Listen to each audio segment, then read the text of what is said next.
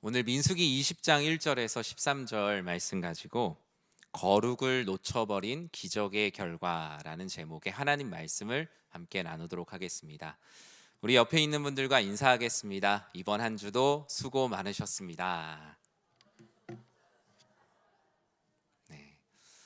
이번 한 주 여러분의 삶의 현장에서 열심히 다들 수고하시느라 고생을 하셨습니다. 저도 요 시간대가 되면 이렇게 계속 화면을 보고 설교문을 보거나 책을 보고 이렇게 보다가 이 시간대를 보면 성도님들이 약간 뿌옇게 보여요. 네, 뿌옇게. 뭔가 되게 선명하게 보이지 않지만 우리 성도님들이 이 말씀을 듣고 또 기도하려고 하는 그 모습들은 언제나 큰 감동과 은혜가 됩니다. 나 한 사람이 하나님 앞에 진실하게 예배드리는 모습이 누군가에게는 힘이 되고 위로가 되고 도전이 된다는 사실로 오늘 이 시간에 함께하는 모든 성도님들 되시길 진심으로 축복합니다. 부담 갖지 마시고 그래도 들으세요. 예, 뭐 내가 졸면 어떡하지? 막 이런 생각하지 마시고, 제가 누차 말씀드렸죠. 우리 교회 조명은 졸린 조명입니다. 누구나 졸 수밖에 없는 아주 따뜻한 톤의 조명이기 때문에 부담 갖지 않으셔도 됩니다. 우리는 금요기도를 통해 계속 말씀을 나누고 있습니다. 모든 일에 가장 먼저 하나님께 기도로 헌신해야 된다는 말씀을 첫 주에 나눴고, 하나님은 항상 하나님과 죄인으로 대면하여 만나는 그 예배의 자리에 거기서 내가 너와 만나리라 약속을 하셨습니다. 우리의 삶의 문제와 어려움이 있을 때 사람의 머리를 맞대는 모의가 아니라 언제나 오히려 사람들이 모이하는 그곳을 떠나 산으로 올라 하나님을 대면하고 밤이 새도록 하나님께서 부어주시는 그 은혜를 공급받는 것, 내가 기도를 하는 것이 아니라 기도하는 시간 속에서 나에게 무한한 은혜를 공급하시는 하나님을 만나는 것이 우리의 삶에 아주 중요하다라는 말씀을 우리는 계속 나누었습니다. 이와 같이 살아내 보려고 하는 사람들, 성경 안에만 있는 것이 아니라 여러분도 다 그와 같이 살려고 하시는 분들이시죠. 오늘 본문 민수기에 나오는 이스라엘 백성들도 다 그렇게 살고 싶었을 것입니다. 애굽의 노예로 있다가 하나님께서 그들을 구원해 주신다고 할 때 어떤 마음이었을까요? 와, 나 이제 나를 구원해 주신 하나님, 내가 이제는 그분의 종이 되어 살아가야겠다. 다른 말들에 토도 달지 말고 하나님 말씀하시는 대로 내가 자유인인데 무엇이 어렵겠느냐라는 마음으로 아마 출애굽을 했을 겁니다. 하나님의 전적인 은혜로 그들은 노예 생활에서 구원을 받았죠. 그것도 그냥 나온 것이 아니라 10가지 재앙의 기적을 바라보면서 그들은 하나님이 승리하신다는 것이 무엇인지 두 눈으로 똑똑히 본 사람들입니다. 들은 사람들이 아니라 본 사람들. 홍해를 건너며 그들을 쫓아오는 애굽의 모든 철병거들이 수장되는 것들을 보았죠. 아말렉과의 전쟁에서 승리하는 일도 보았습니다. 계속되는 이 멈추지 않을 것 같은 기적의 열차 속에서 그들은 아마 영적인 흥분을 감출 수가 없었을 거예요. 아, 정말 하나님 안에 신앙생활 한다는 건 이런 거구나. 그러나 그들의 기적을 통한 감동과 감정은 아주 크게 식어버렸습니다. 하나님이 약속하신 가나안 땅이라는 종착지에 도착하자 그들은 크게 실망하게 되었죠. 민수기 13장의 그 종착지의 모습을 여러분 기억하십니까? 이곳에 이제 내리면 된다라고 말하는데 그곳에 다녀온 대다수의 정탐꾼들은 우리가 잘못 왔구나. 우리가 이 기차를 잘못 탔구나. 애초에 출발조차 하지 말아야 됐던 여행이었구나. 다시 그들은 출발지로 돌아가게 해달라고 하나님과 모세와 아론과 모든 리더들에게 원망과 아우성과 불순종의 소리를 쏟아냈습니다. 하나님은 그들을 완전히 전염병으로 멸하시겠다고 하셨습니다. 모세는 하나님께 간절히 기도했고 하나님은 그 명령은 거두어 들이셨지만 민수기 14장 22절과 23절은 다음과 같이 말씀을 하셨습니다. 내 영광과 애굽과 광야에서 행한 내 이적을 보고서도 이같이 10번이나 나를 시험하고 내 목소리를 청종하지 아니한 그 사람들은 내가 그들의 조상들에게 맹세한 땅을 결단코 보지 못할 것이요 또 나를 멸시하는 사람은 한 사람도 그것을 보지 못하리라. 청천벽력 같은 말씀이었죠. 하나님은 말씀하셨어요. 이 기적의 열차 속에서 나를 10번이나 시험하다니. 하나님 입장에서 얼마나 이 내가 멸시당하고 있다는 마음이 들었을까요? 수많은 역들 가운데 놀라운 일들을 행해 주셨지만 마지막 종착지에서 그들의 입에서 나오는 말들은 애초에 시작조차 하지 말았어야 할 여정이었다. 하나님의 말씀을 청종하고 듣고 따르지 아니한 이들, 그들에게 주어진 형벌은 너무나 무서운 형벌이었어요. 바로 광야 40년의 시작을 말하는 말씀입니다. 14장 34절에 보면 이렇게 쓰여 있어요. 너희는 그 땅을 정탐한 날 수인 40일의 하루를 1년으로 쳐서 그 40년간 너희의 죄악을 담당할지니 너희는 그제서야 내가 싫어하면 어떻게 되는지를 알리라 하셨다 하라. 너무 무서운 말씀이죠. 하나님이 광야 생활 가운데 말씀하셨어요. 너희가 광야 생활을 하면서 그제서야 너희는 내가 너희들을 싫어하면, 너희가 나를 싫어하는 것 너희 잘 모르지? 내가 너희를 싫어하면 너희 어떻게 되는지 한번 보게 될 거다.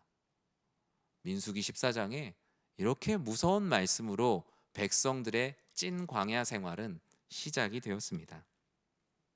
여러분, 이런 말씀을 들었으면 여러분 어떨 것 같으세요? 아마 대성통곡하는 분들도 있겠지만 요즘 표현으로 되게 벙찔 것 같다는 생각이 듭니다. 와, 어떡하지? 말 한마디 잘못했다가 내 신앙생활 하나님 앞에 너무 크게 잘못했구나. 나는 끝났구나. 아마 백성들은 남자만 60만 명이 넘었잖아요. 거기 있는 아이들까지 다 하면 한 200만 명입니다. 200만 명의 사기가 정말 확 떨어질 만한 하나님의 말씀이죠. 아마 모세오경이 그냥 여기서 끝나는 게 차라리 나았을 수도 있겠다라는 말씀입니다. 그럼에도 그들은 힘을 내야 했어요. 왜냐하면 그들의 자녀들을 위해서입니다. 그들의 다음 세대를 위해서요. 우리는 하나님 앞에 불순종한 세대였지만 이제 20살 이하에 아직 태어나지 않은, 앞으로 광야 생활 가운데 태어날 그들만큼이라도 하나님의 약속의 땅에 갔으면 하는 그 부모의 마음. 민수기 15장에서 오늘 본문 읽은 20장 직전 15장에서 19장까지의 말씀을 보면 어쩌면 동기부여가 되지 않을 수 있는 그들을 독려하고 하나님 앞에 어떻게 우리가 다시 거룩하게 설 것인가, 우리의 다음 세대들에게 어떻게 하면 하나님의 안에 믿음으로 살아가는지를 알려줄 것인가, 그런 시간들을 너무나 촘촘히 가졌어요. 민수기 15장에서 19장을 보면 다시 레위기의 말씀을 읽는 것처럼 우리가 어떻게 하나님을 예배해야 하는가, 우리가 어떻게 신앙생활해야 하는가를 다시 꼼꼼히 점검을 하고 있어요. 정리하면 12 정탐꾼을 가나안 땅에 보냈다가 불순종한 말씀이 민수기 13장과 14장인데 우리가 오늘 읽은 민수기 20장까지 요 한 대여섯 장 사이에 시간이 얼마가 흘렀냐면요, 40년이 흐른 거예요. 한 세대가 간 거예요. 우리 교회가 80주년인데 그 절반이 간 거라고요. 이 민수기 몇 장 사이에. 오늘 우리가 읽은 민수기 20장은 광야 생활 40년이 지난 거의 끝 무렵의 이야기입니다. 1절에 보면 모세의 누이 미리암이 하나님의 부름을 받았다라고 기록을 합니다. 모세의 누이 미리암이 모세보다 한 10살 정도 많았다라고 말하거든요. 그럼 아마 이때 미리암의 나이도 한 130세 전후가 되어 있었을 겁니다. 미리암이 중간에 하나님 앞에 부끄러운 일들도 있었지만 어릴 때부터 하나님을 사랑하고 누구보다 정말 귀한 동역자가 되어 최선을 다해왔고, 그 미리암이 가나안 땅에 들어가지 못하고 그 바로 앞 가데스에서 인생을 마치는 모습을 보면서 많은 사람들은 우리도 그와 같이 열조의 품으로 돌아가겠구나라고 생각을 했습니다. 충분히 광야에서 40년의 훈련을 받고 다시 가데스로 돌아온 그들, 이전에 정탐꾼을 보냈던 그 자리로 정확히 말하면 38년 만에 다시 돌아온 그들은 광야에서 많은 훈련 받았겠죠? 이제 좀 나아졌을까? 오늘 본문은 20장의 그들의 모습을 이렇게 기록해요. 3절 말씀을 같이 한번 읽어볼게요. 백성이 모세와 다투어 말하여 이르되 우리 형제들이 여호와 앞에서 죽을 때 우리도 죽었더라면 좋을 뻔하였도다. 이거 누가 다시 시간을 원래대로 돌린 거 아닌가요? 40년 시간이 흘렀는데 다시 똑같아졌어요. 너무나 충격적이죠. 그들에게 어떤 일이 있었을까요? 백성들은 오늘 말씀의 제목처럼 기적 속에서 놓쳐버린 것이 있습니다. 그것은 바로 거룩입니다. 오늘 본문을 통해서 우리가 볼 수 있는 것, 기적 속에서 놓쳐버린 거룩, 그 거룩을 놓치는 이유는 우리 안에 하나님께서 부어주신 놀라운 기적의 은혜들이 내 안에서 무뎌질 때 우리는 기적 속에서 하나님의 거룩하심, 그 하나님의 영광을 놓치게 됩니다. 가데스라는 곳은 본래 물이 풍부하던 곳입니다. 이곳에 다시 돌아오면 그들은 풍부한 물을 만날 것이라고 많은 기대를 했죠. 과거 하나님께서 베풀어 주신 기적인데 이제 그들에게 그 모든 것은 어느덧 너무나 당연한 것이 되어 있었어요. 10가지 재앙에서 구원해 주신 것도 당연한 것이고, 홍해를 건넌 것도 당연한 것이고, 쓴물이 단물이 된 것도 당연한 것이고, 만나와 메추라기도 당연한 은혜고, 아니 내 노력에 대한 너무나 당연한 보상이죠. 여러분 서커스 보신 적 있으신가요? 저 얼마 전에 정말 제가 초등학교 저학년 이후로 정말 오랜만에 서커스를 봤습니다. 서커스를 봤는데 처음에 첫 장면에서 너무 놀랐어요. 아니 어떻게 저렇게 할 수 있다니. 근데 그 다음부터는 원래 저렇게 할 수 있나 보다. 나중에는 그냥 한 2, 30m에서 뛰어내리는데도 박수도 안 쳐요 이제. 원래 저렇게 할 수 있는 사람들인가 보다. 사람은 자극에 되게 무뎌집니다. 자극이 되게 무뎌져요. 원래 저렇게 할 수 있는 사람들인가 보다. 그 몇 개의 스테이지가 지나면 지날수록 우아하기보다는 오히려 그냥 그런가 보다라고 되게 돼 있어요. 그들은 기적의 열차 속에서 하나님께 영광 올려드리고 하나님을 더욱더 찬양하기보다 되게 무뎌져 있었죠. 사람에게 하나님의 은혜는 피가 되고 살이 됩니다. 그러나 익숙해진 은혜는 피가 되고 살이 되기는커녕 오히려 우리의 생명을 위협할 수 있는 것이 바로 익숙해진 은혜입니다. 사람은 처음 받은 은혜에는 눈물을 흘리지만 반복되는 은혜에는 은혜의 당연한 요구를 하는 요구자가 되어 눈물을 흘리며 나에게 필요한 걸 더 달라고 얘기하기 십상입니다. 말씀 한 절에도 눈물 나던 사람이 어느덧 하나님의 수많은 말씀에도 피 한 방울 안 날 수 있는 사람이 될 수 있기도 한 것이 바로 익숙한 은혜에 젖은 사람입니다. 그렇다면 은혜가 변한 걸까요? 하나님이 우리에게 주시는 그 은혜가 부족한 걸까요? 결코 그렇지 않죠. 은혜는 언제나 한결같습니다. 하나님께서 베풀어 주시는 기적의 은혜가 내 안에서 무뎌질 뿐입니다. 민수기 20장의 백성들이 어떤 백성들입니까? 기적을 경험해 보지 못한 사람들이 아닙니다. 오히려 어쩌면 이 성경에 있는 수많은 역사 가운데 가장 많은 기적을 단시간에 경험한 사람들 아닙니까? 그들의 인생 속에서 성경에 있는 수많은 세대 속에서 하나님의 기적을 내가 눈으로 하나만 보면 내가 하나님 믿겠다라고 말하는 이 온 세대 속에서 가장 많은 기적을 본 사람들이잖아요. 오히려 너무 많은 기적을 경험한 사람들. 그러나 기적의 풍요 속에서 무뎌진 은혜의 빈곤함을 그들은 경험하고 있어요. 기적 속에서 그들은 하나님의 백성이라는 이 거룩을 놓쳤기 때문입니다. 거룩한 백성으로 겸손하게 출애굽했던 자신의 모습은 어느덧 사라지고 하나님 앞에 고개를 들고 덤비는 악함이 그들에게 남아 있습니다. 그들은 기적의 은혜로 지금까지 온 사람들이에요. 홍해를 건넌 사람들, 만나를 먹어본 사람들, 불기둥과 구름기둥의 인도함을 받아본 사람들, 평생의 자랑이 될 수 있는 그 하나님의 놀라운 기적을 너무나 풍성하게 경험한 사람들이에요. 십계명의 돌판을 눈으로 본 사람들, 기적이 사라져서 원망이 생긴 것이 아닙니다.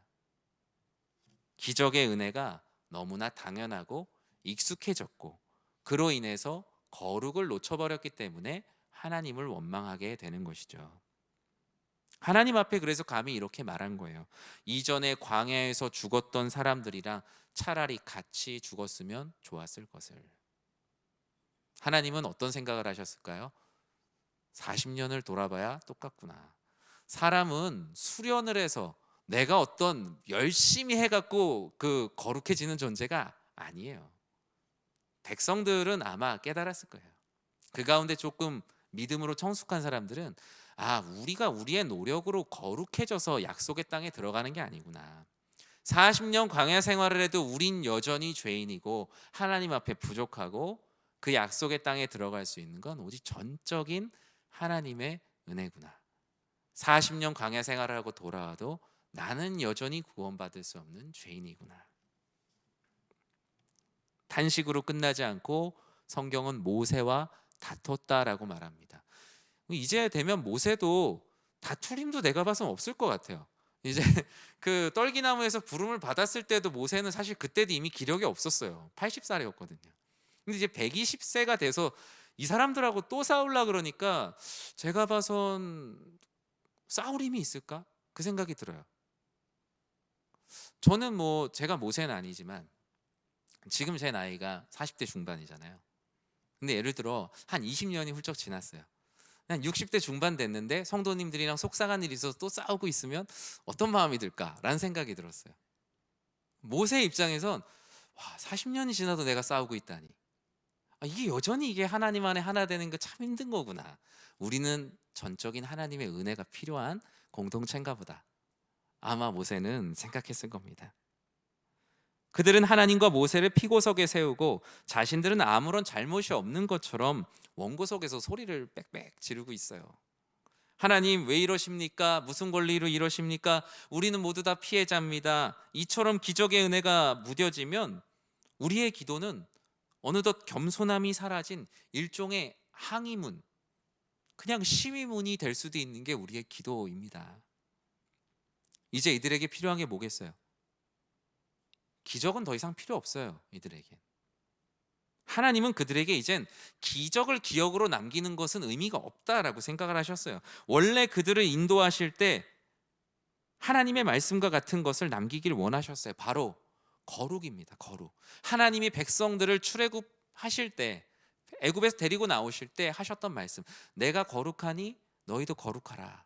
내가 거룩한 하나님이니 나는 나의 백성을 거룩한 백성으로 만들겠다 하셔서 십계명도 주신 것이고, 하나님 말씀 안에 어떻게 살아야 되는지에 대한 수많은 말씀들을 주신 거거든요. 기적을 주신 이유도 하나님의 거룩이란 이런 것이다라는 걸 보여주기 위해서 기적을 베풀어 주신 거거든요. 레위기 11장 45절에 이렇게 말씀하셨잖아요. 우리 같이 읽어볼까요? 나는 너희의 하나님이 되려고 너희를 애굽 땅에서 인도하여 낸 여호와라. 내가 거룩하니 너희도 거룩할지어다. 아멘. 하나님이 그들을 출애굽하실 때 그들에게 주셨던 말씀은 나는 너희의 하나님이 되고 싶다. 너희를 애굽 땅에서 인도하여 낸 여호와다. 내가 거룩하니 너희도 거룩한 백성이 되길 바란다. 이제 하나님께서 보여주시는 것은 그냥 인간이 볼 때 우아할 수 있는 서커스나 기적이 아니에요. 하나님은 이제 거룩이란 무엇인지를 모세를 통해서 백성들에게 보여주고자 했습니다. 오늘 본문에 이제 기적의 은혜보다 거룩함을 그들에게 새겨주셔야 했어요. 그들이 입에서 지금 말하고 있는 건 파종할 곳도 없다, 무화과도 없다, 포도도 없다, 석류도 없다, 마실 물도 없다, 하나님 앞에 계속 없다를 말하고 있어요. 반복 원망하는 그들에게 하나님께서는 있다라는 것보단 거룩을 나타내셔야 했어요. 기적의 은혜보다 하나님의 거룩함이 필요할 때 하나님은 하나님의 영광을 회막 중에 엎드린 모세와 아론 위에 나타내셨습니다. 그런데 여기서도 생각하지도 못했던 하나님께서 어떻게 보면 믿었던 범생이와 같은 모세와 아론이 큰 사고를 치게 됩니다. 기적 속에서 놓쳐버린 거룩, 오늘 본문에서 말한 두 번째, 모세와 아론이 잘못했던 것은 그들의 방법보다 결과가 앞설 때 이제 문제가 생기는 것을 보게 됩니다. 제가 오늘 말씀을 설명해 드릴게요. 하나님께서 모세에게 말씀을 하셨어요. 이제 내가 이 백성들에겐 이들에겐 기적이 필요한 것이 아니라 거룩함이 무엇인지를 보여주는 것이 중요하겠구나. 모세와 아론이 엎드려 있으니까 그들에게 말씀하셨습니다. 지팡이를 가지고 내 형 아론과 함께 가서 회중들을 다 모아라. 그들이 보는 앞에서 너는 반석에게 하나님의 이름으로 물을 내라고 명령을 해라. 왜냐하면 그들이 지금 물을 달라고 아우성이니까요.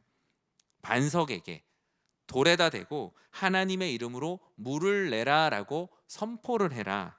그러면 나는 그 반석이 물을 내게 해서 회중들이 원하는 대로 회중과 그의 가축들에게 충분히 물을 먹일 것이다. 자, 이해했지? 하나님께서 모세에게 말했던 것은 이것이었어요. 하나님은 여기에 어떤 다른 감정이 없어요. 자기를 원망하는 이들, 백성들은 원래 그런 존재예요. 그들에게 필요한 것을 채워주고자 하셨어요. 하나님은 바로 이를 통해 하나님의 거룩하심을 드러내고자 하신 하나님의 방법을 알려주셨어요. 이제 그대로 하기만 하면 돼요. 모세가 모든 것이 완벽해요. 모세가 명령대로 지팡이를 잡습니다. 모든 것이 지금 다 잘 이루어질 것 같아요. 그런데 터지라는 반석은 안 터지고 모세의 복장이 터졌어요. 모세가 그동안 쌓인 게 너무나 많았던 것 같아요. 모세도 인간이잖아요. 민수기 15장에서 19장 사이에 생략된 그 38년의 시간 동안 얼마나 많은 이야기들이 있었겠습니까? 민수기 20장 10절에 보면 모세와 아론이 회중들을 그 반석 앞에 모으고 이렇게 말합니다. 같이 읽어볼까요? 모세와 아론이 회중을 그 반석 앞에 모으고 모세가 그들에게 이르되 반역한 너희여 들으라. 우리가 너희를 위하여 이 반석에서 물을 내랴 하고. 이런 거예요. 백성들을 다 모았어요. 하나님 말씀대로 반석에다 대고 물이 나와라 라고 하나님의 이름으로 선포하면 돼요. 그런데 하나님께서 말씀하시지 않은 자기 이야기를 거기다 섞습니다. 하나님이 언제 백성들에게 반역한 백성들이여 뭐 이런 말씀 안 하셨잖아요. 근데 자기 이야기를 섞어요. 하나님은 하나님의 권위로 반석에게 말하라고만 했습니다. 하나님의 권위를 가지고 반석에게 말하는 것이 모세와 아론에게 주어진 순종해야 될 미션입니다. 하나님은 이번 일을 통해 기적 그 자체가 아니라 백성들을 뭔가 혼내려고 하기보다 백성을 향한 하나님의 성품과 그 거룩함을 드러내시는 것, 너희도 이와 같이 거룩해야 한다는 것을 보여주시고자 하는 큰 그림을 그리셨어요. 그런데 그들은 하나님의 계획과는 달리 하나님의 권위를 이용해 모세는 자신의 감정을 폭발시킵니다. 자신들의 권위를 그 하나님의 말씀 앞에 살짝 섞어요. 군에 있을 때 그 고위 지휘관 전령들이 자주 했던 방식이거든요. 이제 전 지휘통제실에 있었는데 옆에 이제 대령 연대장님 이제 실이 있어요. 거기 있는 전령인 친구는 항상 연대장님이 하신 말씀을 하면 되는데 본인이 얻고 싶은 얘기를 하나씩 섞어요. 연대장님이 하신 얘기가 아니에요. 근데 본인이 원하고자 하는 바를 이거 연대장님이 한 얘기라면서 섞어서 거기서 얻어가는 게 보여요. 지금 모세가 그러고 있는 거죠. 하나님은 자신을 원망하는 백성들을 사랑하셨어요. 그들과 그들의 가축들에게 충분한 물을 먹이고 싶으셨어요. 그러나 모세는 지금 마음이 되게 상했던 것 같습니다. 많이 지쳤어요. 그동안에 반복되는 백성들의 원망과 불평에 속이 상할 대로 상했고 어쩌면 하나님 앞에 면목이 없을 수도 있었을 거예요. 하나님은 화가 안 나셨는데 모세는 마치 하나님이 화가 난 것처럼 말합니다. 뭐라고 말합니까? 이 하나님을 반역하는 너희는 들어라. 하나님 얘기하신 게 아닌데요. 그래, 맨날 물물 하는데 내가 이 바위에서 물이 터져 나오게 어떻게 한번 해볼까? 이 얘기입니다. 모세는 이 놀라운 하나님의 기적의 은혜, 모든 것을 포용하시는 이 하나님의 은혜 가운데 자신의 누적된 감정을 드러내어 분노를 폭발합니다.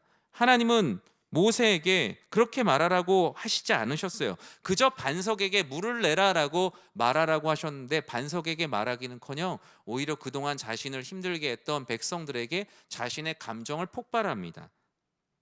겉으로는 하나님의 일을 하고 있지만 실제로는 자기 분노를 표출하는 거예요. 만약에 그것을 오늘날의 설교로 얘기한다면 여러분 그런 얘기 들어보셨죠? 속칭 치는 설교. 치는 설교. 아, 목사님이 오늘 설교하는 거 보니까 나한테 하는 얘기 같아. 내가 저번에 뭐라고 했더니 나한테 하는 얘기 같아. 뭐 이런 얘기인 거죠, 속칭. 목회자가 다분히 의도를 가지고 특정 개인을 하나님의 마음이 아닌 자신의 마음으로 왜곡하고 정죄하는 것을 강단에서 하는 걸 소위 치는 설교라고 합니다. 그것은 당장의 행동 교정을 할 수는 있습니다. 그러나 관계는 완전히 어그러집니다. 관계가 어그러지는 게 문제가 아니라 하나님께서 기뻐하시지 않으시죠. 강단을 쉽게 생각하기 때문에 치는 설교를 하는 겁니다. 강단의 주인이 설교자 자신이기 때문에 그렇게 설교를 하는 겁니다. 사람들은요, 그러면 움찔합니다. 왜냐하면 성도님들은 그래도 강단에서 선포되는 말씀에 대한 순종하는 마음이 있거든요. 회개하는 것 같아 보이고 긴장감도 생깁니다. 당장은 변화가 있는 것처럼 보입니다. 물론 하나님께서 성경에 보면 선지자들을 통해 죄인들에게 또는 공동체에게 그들의 죄악을 강력하게 경고하라고 하실 때가 있어요. 애통해하라고 하실 때도 있지만 그것은 자신의 감정을 폭발하는 정죄나 분노의 과잉은 결코 아닙니다. 모세의 감정의 분노가 지금 하나님의 거룩함을 가렸어요. 그것은 무리 없어 원망하는 백성들보다 더 큰 하나님 앞에 부끄러운 죄를 짓게 된 거예요. 하나님의 거룩함을 나타내기는커녕 하나님의 거룩함을 두려움과 분노로 왜곡시켰어요. 모세는 백성들을 사랑하시는 하나님의 사랑의 성품을 지금 보지 못하고 반석을 내리치는 모세의 감정을 보고 있습니다. 11절에 보면 어떤 일이 일어납니까? 모세가 그의 손을 들어 그의 지팡이로 반석을 어떻게 합니까? 2번 쳤습니다. 물이 많이 솟아나오므로 회중과 그들의 짐승이 마시니라. 어찌어찌 해피엔딩. 과연 해피엔딩일까요? 물이 나왔으니까. 저는 감히 상상을 해봅니다. 차라리 모세가 흥분해서 반석을 지팡이로 내리쳤을 때 물이 안 나왔으면 좋았을 것을.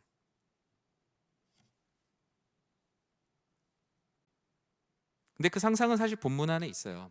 모세가 반석을 내리쳤는데 몇 번 내리쳤습니까? 2번 내리쳤죠. 모세가 되게 더블 클릭하듯이 따닥 치진 않았을 거 아니에요. 한 번 치고 약간의 텀이 있지 않았을까요? 하나님이 한 번의 기회를 주시지 않았을까요? 한 번 쳤을 때 안 나왔을 때, 아, 하나님께서 반석에게 말하라고 하셨는데 내 감정이 지금 과했구나. 내가 백성들을 사랑하지 못하고 내 감정이 넘쳤구나. 그렇게 멈출 수 있었잖아요. 근데 모세는 뭐야? 한 번 더 칩니다. 방법이 문제가 있음을 알려주셨는데, 기회가 있었는데 그 방법을 그대로 고수합니다. 왜요? 옛날에 잘 됐으니까. 그렇게 예전에 그런 경험이 있잖아요. 40년 전, 이 상황이 40년 전으로 돌아가 볼까요? 같은 장소에서 비슷한 일이 있었습니다. 출애굽기 17장에 호렙산 반석에서 비슷한 장면이 있어요. 내가 호렙산에 있는 그 반석이 거기서 내 앞에 서리니 너는 그 반석을 쳐라. 그것에서 물이 나오리니 백성이 마시리라. 모세가 이스라엘 장로들의 목전에서 그대로 행하니라. 그때도 똑같이 반석을 쳐서 물이 나왔어요. 그런데 그때는 하나님의 명령이 달라요. 그때는 하나님이 치라고 하셨어요. 치라고 했으니까 친 거예요. 순종한 거예요. 감정의 폭발이 아니에요. 하나님이 그렇게 하라고 하신 거예요. 그런데 지금은 하나님은 자신의 거룩함을 드러내기 위해 반석에게 말하라고 했지만 모세는 옛날에 쳐보니까 물이 나왔어요. 이런 방식으로 해보니까 내 경험이 하나님의 말씀보다 더 앞서 있는 거예요. 하나님 말해서 될 게 아닙니다. 이건 내리쳐야 됩니다. 한 번 아니면 2번 내리쳐야죠. 물이 나왔어요. 모세가 지팡이로 반석을 친다는 이 표현의 단어를 찾아보니까 그냥 치는 게 아니라 마구잡이로 치는 의미를 갖고 있습니다. 자기가 막 화가 나갖고 폭력적으로 마구 강타하고 있는 그런 단어예요. 얌전하게 딱딱 친 게 아니라는 거예요. 거룩이라는 영적 통제가 완전히 지금 안 되고 있어요. 과도함이 모세에게 가득합니다. 한 번은 실수일 수 있지만 두 번은 고집이에요. 모세의 소신이 아니라 모세의 고집입니다. 사랑하는 성도 여러분, 하나님은 결과만 보는 분이 아니시죠. 자, 물이 나왔으니까 됐다. 목마른 사람들 먹었으니까 됐다. 이 본문은 그걸 말하는 게 결코 아닙니다. 어떤 결과냐보다 중요한 것은 하나님이 말씀하신 명령에 순종한 과정을 거쳤느냐가 곧 결과입니다. 결과는 하나님께서 주시는 거예요. 인간에겐 과정만 있을 뿐입니다. 성경은 놀랍게도 반석에서 물이 나옵니다. 회중들을 사랑하시는 그 하나님의 사랑을 인간의 어떤 과도한 마음의 어떤 감정, 분노를 표출했음에도 불구하고 하나님은 원래 하셨던 대로, 그들에게 원래 하고자 하셨던 대로 물을 주세요. 백성들은 그래서 물을 마시고 가축들 또한 풍부한 물을 먹습니다. 세상은 뭐로 가도 서울로만 가면 된다고 말합니다. 그러나 하나님 나라는 뭐로 가면 안 됩니다. 하나님 나라는 하나님께서 말씀하신 거룩의 방법대로 가야지, 그 길로 가지 않고 옆쪽으로 비켜서 가장자리로 가는 방법으로는 하나님 나라에 이를 수가 없습니다. 그것이 바로 하나님 나라의 방법입니다. 결과가 같다고 해서 그 결과의 열매를 다 같이 취할 수가 없습니다. 교회도 그렇습니다. 교회도 예배드리는 성도가 늘어나고 재정도 팍팍 늘어날 수 있죠. 사역도 확장되고 소위 큰 교회, 영향력 있는 교회가 될 수 있어요. 하나의 현상입니다. 그러나 같은 현상에도 하나님이 보시는 것은 그 현상이란 결과 자체가 아니라 그 현상을 이루기 위해 하나님의 거룩함을 너희들이 나타내었는가에 하나님은 관심이 있습니다. 사람들은 이 교회가 뭐 큰 교회다, 부흥하는 교회다, 사람이 많다, 재정이 풍부하다, 그 과정을 보지 않아요. 그런데 하나님은 그 과정을 보십니다. 그러면 우리는 어때야 됩니까? 그 과정에 충실해야 합니다. 우리가 하나님께서 주신 과업을, 이 사역을 이루기 위해 우리가 하나님의 거룩함을 나타내었는가? 교회 안에서도 어떤 좋은 의견이 있어서 성도님들이 낼 수 있어요? 근데 이 의견을 관철시키기 위해 뭐 사람을 모으고 그럴 필요 없는 겁니다. 하나님은 결과가 아니라 과정을 보시기 때문이에요. 그걸로 해서 그 결과를 얻은들 하나님은 그것이 거룩하다라고 하기보다 오히려 넌 나의 거룩을 가렸다라고 말하지 않을까요? 저는 그것이 항상 두렵습니다. 하나님은 말씀하세요. 너는 나의 방법대로 하고 있느냐? 내가 말하라고 하면 말하고 치라고 하면 치는 그와 같은 삶을 살고 있느냐? 우리의 인생도 그렇죠. 하나님은 너의 능력을 하나님의 방법대로 이루고 있냐고 물으십니다. 감정의 과잉으로, 자기 자신의 확신으로 지팡이를 내리쳐 넘치는 물을 만든들 하나님은 그것이 무슨 소용이냐고 말씀하시겠죠. 기적과 같은 사람들이 볼 때 우아하는 풍성한 무언가는 있지만 정작 하나님이 말씀하신 내가 거룩하니 너희도 거룩하라는 가장 중요한 것을 놓치고 있다면 그곳에서 콸콸콸 쏟아져 나오는 물은 오히려 하나님의 눈물, 하나님의 슬픔은 아닐까. 사랑하는 성도 여러분, 저는 오늘 말씀을 준비하면서 나는 마른 오징어에서 물을 짜내는 목회자가 되지 않아야겠다라는 생각을 합니다. 반응을 만들기 위해 반석을 치지 않고 하나님의 말씀으로 진실하게 말하고 충분히 기다릴 줄 아는 사람이 되어야겠다라는 생각을 하게 됐습니다. 하나님은 물이 나타나는 것보다 하나님의 거룩함이 나타나는 것을 원하시기 때문입니다.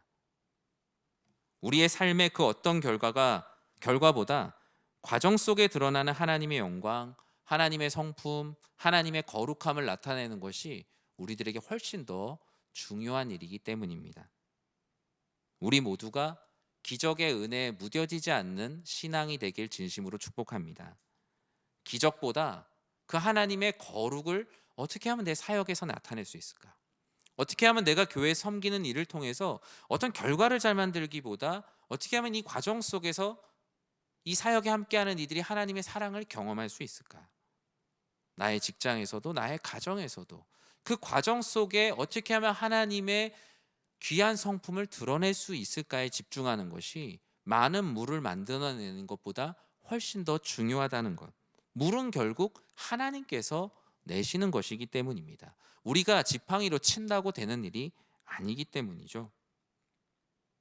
인위적인 결과를 만드는 사람이 아니라 하나님을 드러내는 사람, 하나님의 사랑을 그대로 전할 수 있는 담대함을 가지는 저와 여러분과 우리 교회 모든 공동체 성도님들 되시길 주님의 이름으로 간절히 축원합니다.